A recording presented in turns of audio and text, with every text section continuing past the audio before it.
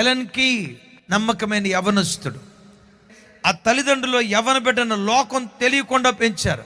చిన్నతనం నుంచి అలా కోయరులో పాటలు పాడేవాళ్ళు, మంచి భయభక్తులుగా బ్రతికేవాడు. ఇంజనీరింగ్ థర్డ్ ఇయర్కి వచ్చాడు అని దగ్గాడు, నోట వెంబడి రక్తం పడింది, హాస్పిటల్కి వెళ్ళాడు, క్యాన్సర్ వ్యాధి అని తేలింది.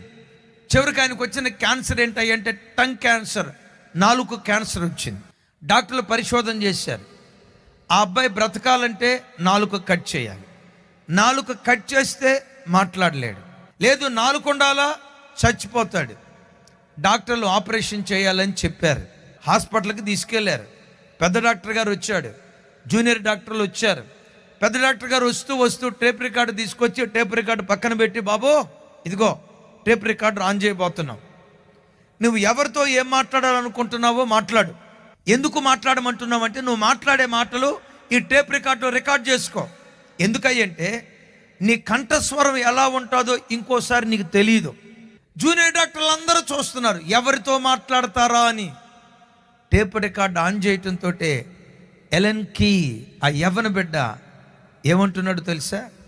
నా ప్రాణమా యెహోవాను సన్నుతించుము, నా అంతరంగమున్న సమస్తమా ఆయన పరిశుద్ధ నామమును సన్నుతించుము, నా ప్రాణమా యెహోవాను సన్నుతించుము. టేప్ రికార్డ్ ఆన్ చేసిన 15 నిమిషాలు praise God, praise God, praise God, praise God, దేవానికి స్తోత్రం, దేవానికి స్తోత్రం, దేవానికి స్తోత్రం, దేవానికి స్తోత్రం అని దేవుని స్తుతిస్తూనే ఉన్నాడు. కానీ అమ్మతో మాట్లాడలా, నాన్నతో మాట్లాడలా, తమ్ముడితో మాట్లాడలా, అన్నతో మాట్లాడలా, ఏ మనిషితో మాట్లాడకుండా దేవుని స్తుతిస్తూనే ఉన్నాడు. టెస్ట్ కోసం ల్యాబొరేటరీకి తీసుకెళ్ళారు. రిపోర్ట్ వచ్చింది. రిపోర్ట్ చూస్తే క్యాన్సర్ వ్యాధి పూర్తిగా బాగుపడిపోయింది అని వచ్చింది. డాక్టర్కి అర్థం కాక ఆ సీనియర్ డాక్టర్ గడగడలాడుతూ ఈ చిన్న బిడ్డ దగ్గరకు వచ్చి, బాబో నీ క్యాన్సర్ వ్యాధి ఉంది, ఇది వాస్తవం, ఈ వ్యాధితో నువ్వు బాధపడ్డావు వాస్తవం, కానీ ఇప్పుడు ఎలా నువ్వు బాగుపడ్డావు బాబు, నీ స్థితి అలా మారిపోయింది బాబు, ఎలా నువ్వు ఆరోగ్యవంతుడు అయ్యావు? ఆ సీనియర్ డాక్టర్ ఆశ్చర్యపోయి మాట్లాడుతూ ఉంటే ఆ యవ్వన బిడ్డ అన్నాడట, స్తుతి నా స్థితిని మార్చేసింది, స్తుతి నా స్థితిని మార్చేసింది. ఎప్పుడు స్తుతించాను? గాఢాంధకారపు చీకటిలో. ఎప్పుడు స్తుతించాను? మరణాంధకారపు పరిస్థితుల్లో. ఎప్పుడు స్తుతించాను?